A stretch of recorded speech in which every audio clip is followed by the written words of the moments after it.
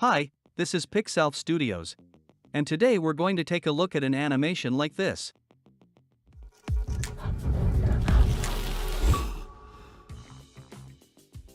The main idea behind this animation was to create something unique and interesting, which I think we've achieved here. The biggest challenge here was animating the rhino. So let's not procrastinate and start to take apart this project from it. In order to competently and interestingly animate such an illustration, we need a rig. Or, at least, to break the illustration into its main parts. In the program Adobe Illustrator, we have prepared several files for work. This is the logo itself with a rhino silhouette, as well as the rhino itself with separate body parts for ease of animation. For the logo, we drew a mask so that we could cut it out in Adobe After Effects so that we could interact with this part of the logo. We also drew these parts of the letter R separately for this icon so that we can animate them separately.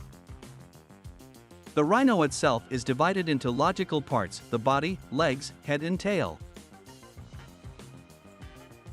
It's also important to name the layers correctly so that we don't have a mess on the timeline and we can quickly navigate between layers.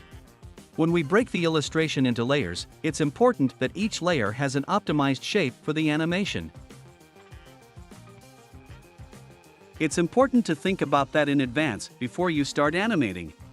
In order to animate an illustration well, we need a reference. And more importantly, we need the right reference.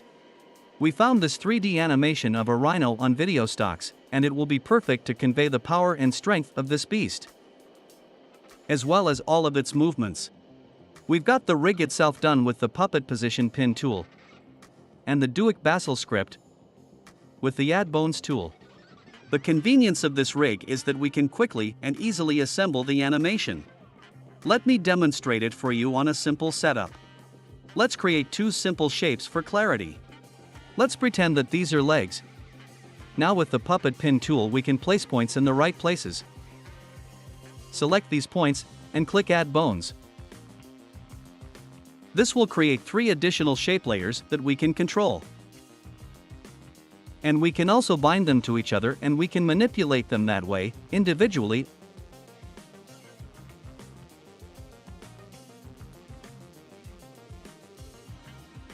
Specifically with our rhinoceros, we did exactly that. Let's see how one of the legs is made. We tie the bones together here. The bottom one to the middle one to the top one, and the top bone is tied to the body. We have 3 puppet pins on the body for ease of binding. And the graph editor here looks uncomplicated.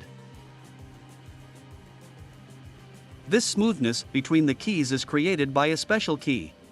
In After Effects, we can activate these smooth keys by clicking on them with the Control key or Command on a Mac. These keys allow us to smooth out the input and output velocity of the key, but still keep the sharpness of the movements. The rhino head is animated using the standard rotation parameter. Binds to this puppet pin and replicates its motion. Graph Editor is almost always edited manually to achieve the desired animation, and that's what we've done here. And the biggest pride of this animation is, of course, the tail, which jerks around nicely when the rhino slows down. To create that organic movement of the tail, we did a little offset on the keys. If you don't do that, the animation will look something like this.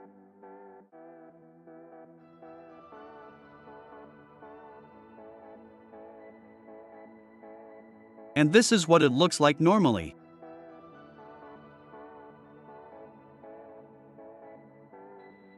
And also, if you notice, in this composition there is this kind of guide that helps you determine where the surface of the earth is. To bring it up, we can press Ctrl+R and a ruler like this will appear and we just pull. To remove the extra guides, we just drag them back. In the main composition during the run of this rhino, we see the cloud of dust rising.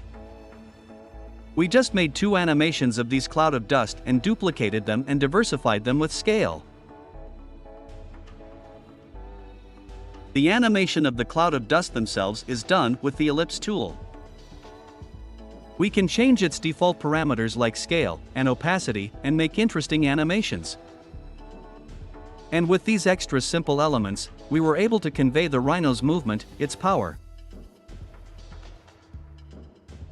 The animation of the letter R itself is realized in this way. We accumulate some energy, spit out the basic shape of the letter R, a kind of semicircle, and then additional elements of the letter R emerge from it. And the letter lands on the ground, and as it lands, we can see that the letter R doesn't just hit the ground, it also stretches a little bit to the sides to convey the physics of the object. This technique is called squash and stretch. We can do it manually or we can do it with expressions like this. We also added these simple shapes during the landing of the letter R. They're mainly to emphasize the action of the objects. The animation of the main part of the letter R itself is done using the standard position and rotation parameters. On the graph it looks like this. During the rhinoceros collision with the letter R, there's motion morphing going on here. We made a little margin behind this letter and made this mask larger so that there wouldn't be any artifacts during the rotation. To emphasize the motion of this impact, we also added shape layers like this and added a little detail using the particular plugin. But you can do that manually as well. The animation of these particles itself looks something like this. The animation of the letters in the final we chose was simple, so that it did not take too much attention to itself, aligned with anchor point with the help of guide. And animated the scale parameters. Scale's graph editor looks easy. And at the end of the animation we added a little shake using the Sapphire Shake plugin. It overlays on top of the adjustment layer and adds this kind of movement. Don't be afraid to make these transitions. As you can see, in this frame we have the rhino. And in this frame it disappears completely. But we still read its movement. And yet the animation itself remains sharp and conveys the idea. To finalize the animation, we added a floor like this. To emphasize the foundation, we just duplicated the main animation and mirrored it vertically. Then we added a mask with the feather parameter. And during the transition to the logo, it disappears with the opacity parameter. Finally, we added all the sounds that we needed and the animation was ready.